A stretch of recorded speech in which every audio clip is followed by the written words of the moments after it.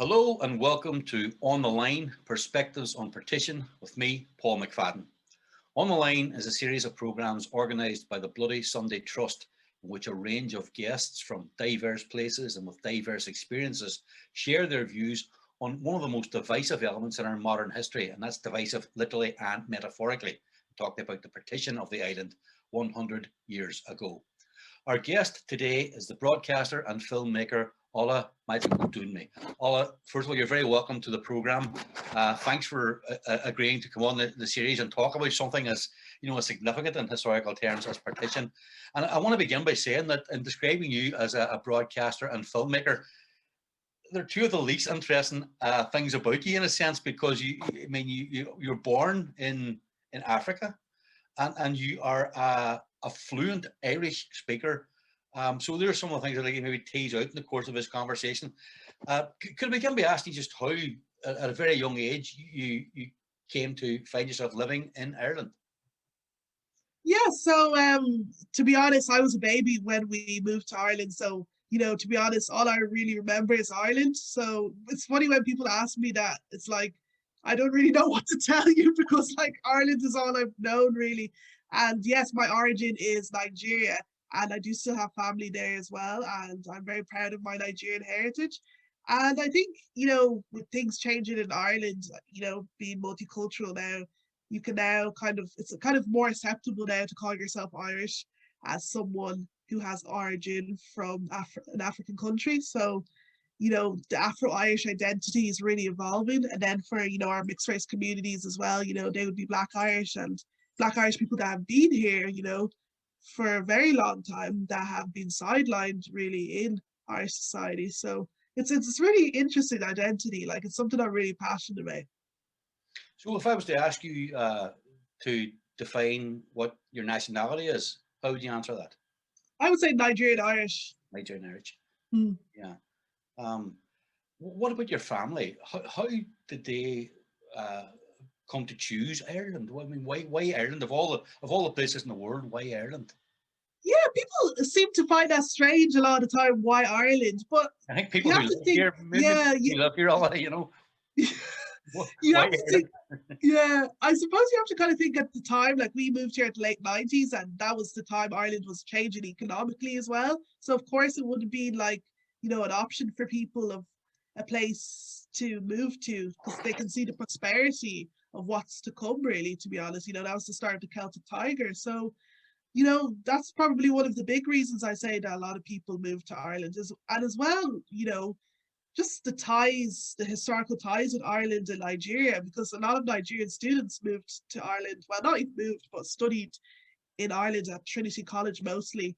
And just historically with Biafran War and Irish missionaries, there's actually a tie between the two countries, to be honest. So yeah, I suppose it might seem surprising, but when you kind of look at it historically, maybe it's not so surprising. Yeah, that's what I would say. Like, and it's just it's a small country. Like I suppose it's somewhere different. If you get me, like usually a lot of Nigerians would move to America or England, but a lot of those countries, I suppose, they're so full in a sense that Ireland, of course, would be seen as an option because it was a country that wasn't used to multiculturalism. So it was, of course, I suppose, it was seen as a new destination. How welcoming a place did your family find Ireland? Um, I suppose at the beginning, like as I said, it was the beginning of like inward migration into Ireland, late '90s.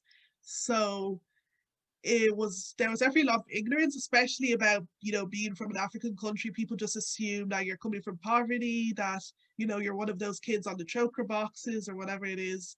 Like they just think like all these kinds of stuff really. And a lot of people don't understand that yes, there is poverty in African countries, but there's a lot of wealth too, and a lot of people were enjoying their lives a lot back home before they had to move. So everyone has a different story. There's no one single story. That's what Yeah, and then of course, like in I Nigeria would say. Like specifically. one of my favorite authors says, Chimamanda Ngozi. Well, I was going to say, I mean, about there's that I was going to say there's that incredibly rich literary tradition in Nigeria. I mean, so some of the finest writers in English in the world nowadays are Nigerian writers. Yeah, yeah, that's the thing. Like, Nigeria's just so rich in culture, and yes, it has a lot of problems, but there's so much I am proud of from it as well, and so much to it as well, and so much like prosperity as well. Like, I am excited for the future of Nigeria. Like, sometimes it might seem bleak, but I am very excited. Like, I do feel hopeful. How hopeful do you feel about the future of Ireland? I mean, in this series, we're looking back on an event from 100 years ago, and I'll talk a bit about that in a moment. But I did read that you had said in an earlier interview that the Ireland you grew up in is different from the Ireland of today. You said, we are now awake, and I hope we continue to be, so we cherish who we now are and who we might become.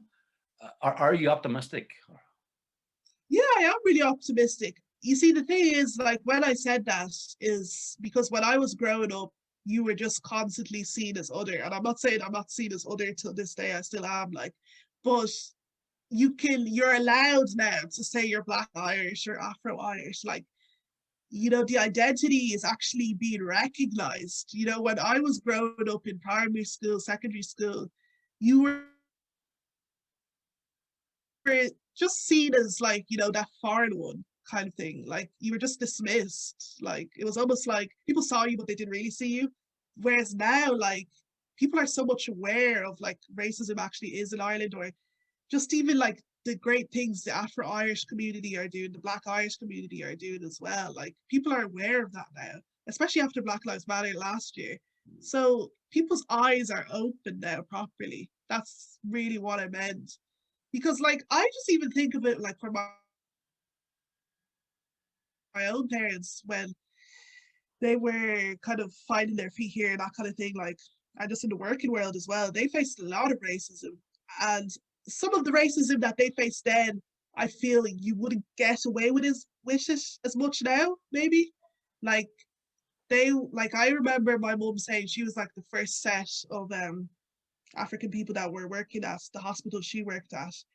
And it was like she was going into a battlefield every day almost,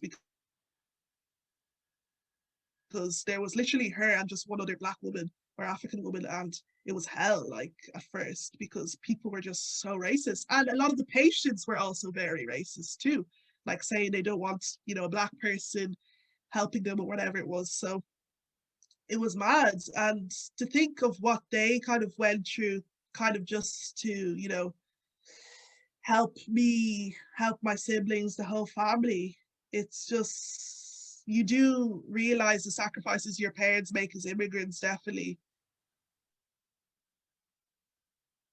Because it's not easy. And again, people should remember also, people don't actually want to leave their country a lot of the time. They just feel they need to have a better life. That's one thing that a lot of people don't understand. So it's definitely like, it's definitely hard. And when I think back as well, through everything we've been through, I could honestly say that, it was hard, but to at least some things that have come out of it that have been great. Like, even just me speaking Irish and, getting opportunities, like, even if it's just that, like, that honestly makes me very happy. Like, yeah, can I ask you about when you mentioned about being seen as other? When people who see you as other, what do you imagine they see? Because I'm talking to this young woman who is a successful broadcaster, who she's something that I'm not, fluent in Irish, and that almost shames me, from the point of view of my inadequacy, and the fact that you feel so strongly motivated to have learned the language. You're educated in Irish. You're proud of that part of your upbringing. You're incredibly talented, very passionate. You're an activist. You're a campaigner. So these other people who see this other person, what do they see? I suppose some of them see, who's this Black one taking our language. A lot of them probably see that. You know, I think a lot of them feel threatened by someone like me speaking the language. And actually, I was just talking to someone a while ago, and she was saying like she was working on this project to do with Irish language, and she was saying that wasn't accepted well because she felt like some Irish people just felt threatened by her, like as an African woman, like talking about the language. So people do definitely feel that way. And, you know, it's the language is seen as very political, definitely, you know, North and South.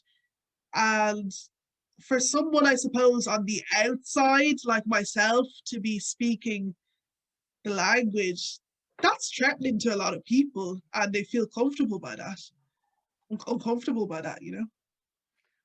Let's get political then. This series, it's called On the Line: Perspectives on Partition. We're talking about the partition of the island, which happened, you know, almost 80 years before you were born. Only 40 years before I was born, unfortunately. But I did read that we talked once about when you studied the Sean Reardon poem Full Irish, that you saw parallels with the Yoruba people in Nigeria to the Irish people. It's that whole kind of colonial experience. What would you say? I mean, what kind of parallels do you see between the two experiences historically? Yeah, yeah, like this is a bit about what I was saying earlier. So, first of all, you know, Ireland and Nigeria were colonized by the British, and a lot of people don't realize that. So, when they see you, like me, as a Black person, they automatically think, oh, where did you learn your English? You have such good English. And it's like, you know, the history, hello. So, it's funny, like, and you know, of course, the both countries have suffered a lot in the past, and maybe are still are in certain ways, and you can see the effects of that in this to this day, unfortunately. And I suppose it's just the struggle to be seen, to be heard. I mean, it's not that long ago that, you know, Ireland were seen as the blacks of Europe, for example, or, you know, no blacks, no dogs, no Irish in England. So there has, I would say, really, there has always been a ties between Irish people and Black people in terms of that struggle, you know, struggle of oppression and that sort of thing. And it's something that people seem to have forgotten about now. Really, to be honest, you kind of see the hypocrisy now with a lot of laws, maybe in Ireland, for example, especially around immigration, that it kind of feels like they don't want people coming here, sort of thing. And it's just mad because there's so many Irish abroad. But we also have to think as well, in history, it has happened that Irish people have turned their backs on Black people once they gained, you know, the power. So, you know, for example, Irish Americans as well in America. And I've also heard of Irish slave owners in the Caribbean as well. So there are ties in terms of the oppression, but it's not the same, of course. How do you feel when you see someone like, I mean, currently probably the most famous Irish American on the globe, Joe Biden, doing what he has done to, you know, bring a very capable politician like Kamala Harris, America's best known Black woman politician, now to a position of prominence. That's not to say, of course, that she has earned her place, but it's happened under an Irish American. Does that give you any particular sense of pride as a Black Irish woman? Oh yeah, of course. Like when Kamala Harris was, you know, nominated even for vice president, I was like, wow, you know, that's great. You know, I thought it was Barack Obama and that was the end of it for many years, you know. So to have seen her come on the scene, like it was incredible and it did give me hope, to be honest. But, you know, again, I suppose again, really, there's a difference between Kamala Harris and the average Black person or the average Black woman. You know, I think a lot of white people, for example, are happy to celebrate Kamala Harris, but really, you know, do they interact with Black people in their everyday? Do they have Black friends or colleagues or whatever? Do they really understand, you know, the Black identity or what Black people go through? You know, that's another conversation. Really, it's the same with Barack Obama. So many people loved him as well. You know, when he came to Ireland, everyone was there, you know, at College Green celebrating him. But like, ask half of those people, do they really understand the Black identity? I don't think so. Mm. I have a friend who many years ago who was in South Africa, and at that point, Nelson Mandela's party had political power in South Africa. But one of the young Black ANC activists that he spoke to there said that we have political power, but not economic power, and that economic power, in a sense, is the real power, you know. And I suppose that's actually true for in many of the big American cities. I think you'll find Black Americans who occupy many of the important political civic positions, but economic power is kind of what counts, you know. Yeah, and it's the same here in Ireland, you know.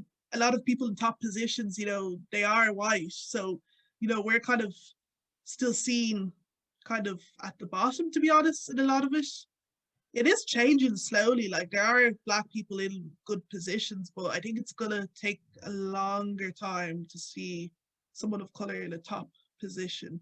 You know, especially when inward migration started, like in the late 90s, you know, immigrants were doing whatever job they could find, really, to be honest. It was mostly in health as well. And, you know, that's changing now, obviously. You know, my generation have maybe a lot more options now because we studied here or whatever. You know, that's the difference as well between, you know, like my generation and then my parents' generation. So, you know, they still have the Nigerian accent. You know, a lot of things were new to them when they first came. So the racism they faced is different from the racism I faced. Like, to a lot of Irish people, they probably feel comfortable talking to me because I have the Irish accent. So, you know, there's little things like that, microaggressions, that are very interesting, I think. Because I even remember we were trying to get a handyman to come work on something at home, and my mum was saying to me, "Oh, you talk to him, he'll like your accent because you speak like them." So, you know, things like that, you know, they still exist. They're still a thing. Like, So your mum has still been very much Nigerian rather than Irish, even having lived here for quite some time. I mean, they have twang, an Irish twang to their accent, but like they still, yeah, they still very much sound Nigerian. And you would see yourself as Nigerian, I mean, rather than the way you would as Nigerian Irish. Your mother would see yourself as Nigerian, would she? Probably, like, I mean, yeah, probably she would see herself as Nigerian mostly. Yeah, definitely, because that's where she grew up, that's where she knows mostly. But I mean, she still feels like, yes, she's Irish, like, at the same time. Like, even my dad said one time that, like, he gets sick of people asking him where he's from because he's lived in Ireland for so long. That's just like, you know, leave me alone kind of thing. If we turn to the business of the point of discussion, you know, the partitioning of the island in 1921, how aware were you of that important, you know, event in Irish history? But I maybe get the sense that it's more important to someone of my vintage, of my generation, than would be the case with your generation. And how aware were you of it throughout your education in the Irish medium, the Irish language medium schools that you learned things in? Yeah, no, I was always very aware of it, actually. Like, even in primary school, we discussed it. And I remember writing a speech saying, oh, you know, I believe one day that, you know, Ireland will be reunited and that kind of thing. And then where did that come from? A lot of people would probably say because I was in an all-Irish school, and a lot of people do find all-Irish schools more Republican. I never knew this at the time, to be honest. It just, everything seemed the norm to me, you know, to say that kind of thing. Yeah. Like, it seemed normal. But it's only now that I've heard that, like, oh, you know, Irish schools put an emphasis on, like, GAA and all that kind of stuff, and because that's Republican. To me, it's just they're celebrating Irish culture, really, to be honest. I never saw any different. So it's interesting, like, and yeah, no, even for the Leaving Cert, like, when I was studying for it, we did focus a lot on the history of the North and that sort of thing. And I was always very aware of it. And going into college as well was something actually that I was really interested in as well, to study about. And I suppose it's not something that I don't know about, because I think for a lot of people in the South, they don't know that much about the North. But in my case, I would say that's not my case at all. Like, I do feel very aware about the North. to be honest. Yeah. And what do you think about the North? Because I think for where a lot of people in the Republic are concerned that there's a turn-off factor when it comes to talking about the North, and almost want to avert their eyes, you know, with some of the stuff that has been happening here in recent years, in recent decades. Uh, do you have any sense of aversion at all? I think for me, like, I think the North is incredible because, first of all, like, just with the Irish language, even, I find that the Irish speakers I know from the North are a lot more passionate about language. And I think when you have to like fight for your language, of course, you're going to be more passionate about it. So, like, that's something I've always thought about and respected a lot. And also, just in the sense of how much like a city like Belfast has transformed over the last 20 years, like, I think is incredible as well. Like, I think definitely when I go to Belfast, I do feel that history. But at the same time, when you're in the city centre, you kind of forget about it almost. It kind of feels like everything is rosy and everything is blossoming and that sort of thing, that you just feel like it's just like any other city. But I think when you do go there, you do need to obviously, know about the history, that sort of thing. Like, that is part of the identity of the city as well.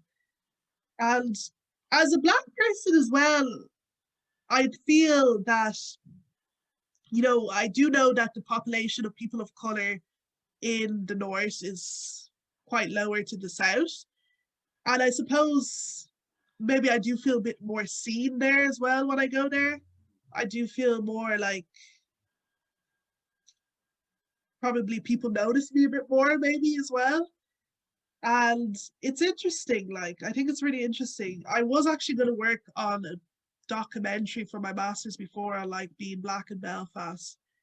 And what I really wanted to highlight, I suppose, was that the North is multicultural, just like other parts of the country as well. And, this is something that's not highlighted or spoken about at all, really. I think sometimes, yeah, like you said, the North is forgotten about and people just kind of put it out of their conscience. Like, I was talking to friends recently about, the idea of reunited Ireland and just the North. And so I think a lot of people just dismiss it, like they don't want to talk about it kind of thing. And they're not maybe aware of it. And I think it's too political to talk about.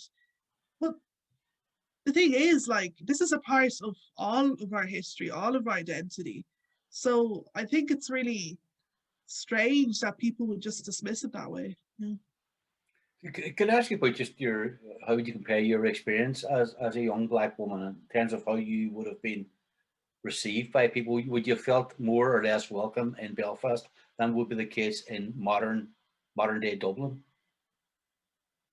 Well, I can't answer that completely just because, when I have been to Belfast, it hasn't been for a long period of time. Like, it might just be, a few nights or a day. But I suppose when I did go there for a few nights, I did feel like I was a lot more seen. I was being looked at a lot more. So I thought that was interesting. I suppose I didn't really realize at the time as much that, like, there are less Black people there. So this would have been like when I was 18. So I guess having done my research and finding out that there's a lot less Black people there, I suppose I knew. But at the same time, I remember going to the market, and St. George's Market, I think it is. Yeah. And I remember seeing like Asian Irish people there, like speaking like with the accent and everything. I just remember thinking, that's not seen as odd as it would be in the South. So I thought that was very interesting as well. Like, But I remember a number of years ago interviewing an American academic, a woman from the United States of America, who had come to Belfast with her daughter, and she said her daughter had the N word shouted at her in Belfast, and this woman who was very widely travelled, intellectually, very very sharp academic, said it was the only time in her daughter's life that she had experienced that, and it happened in the north of Ireland in Belfast. And I remember being sort of feeling ashamed of that, you know. So you've never had that kind of experience, have you? No, I haven't been like verbally abused or anything. Like it's just that I felt like I was being looked at. Yeah, a lot more. Yeah. Yeah. Well, tell us about your not just interest in, but it's passion for broadcasting. I mean, you are a fairly distinguished filmmaker, and you're doing very interesting stuff in the medium of film. How do you intend to use that to uh, well, in your future career? What do you intend to do with your skills? I mean, you're obviously a highly creative and incredibly intelligent young woman, very creative. Um, you've already kind of made films that kind of challenge people who watch them. How do you intend to pursue your career? And I hope it's a long and very successful career. How do you intend to pursue it? Thank you. Yeah, it's interesting that you asked that. I suppose everything just being aligned in a way. And in saying that, I have had a lot of knocks. So, not everybody is like, I'm not everyone's cup of tea, as a Black person speaking Irish. And a lot of people have told me, like, oh, why aren't you presenting on TG Car or something? And, everything has its time. And, if that's the right thing for me, it will happen, I suppose.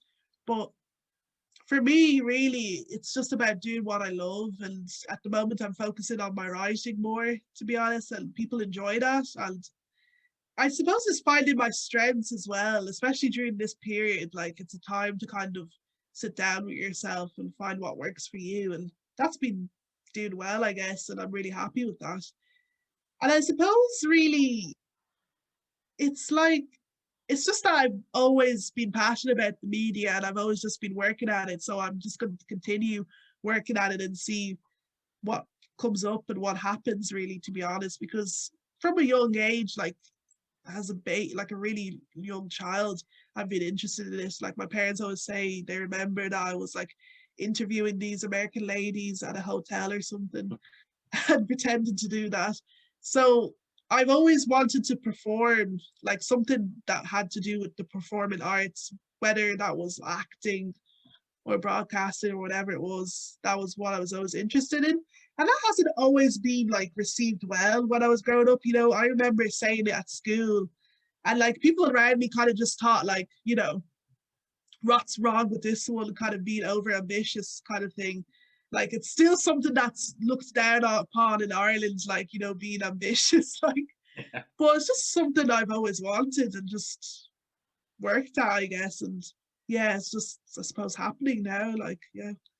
And I'm still learning, I'm still young, so I'm still learning, but yeah, I've been really happy with everything that's happened so far. What about in one of the things that we kind of pursued in the series with pretty much all of our guests has been the question of a border poll, um, and I just wonder whether you feel you're likely um, in the next number of years or small number of decades. Do you think you'll see a united Ireland happening? Can you see people in Northern Ireland voting for it in sufficient numbers, and people in the Republic um, being up for that as well? Mm. I mean, I've seen it discussed on Claire Byrne, live. I've seen it being discussed on Twitter and so on. And like, definitely, I feel like I could see it, but at the same time, I don't think it's going to be something that's going to happen so simply as well.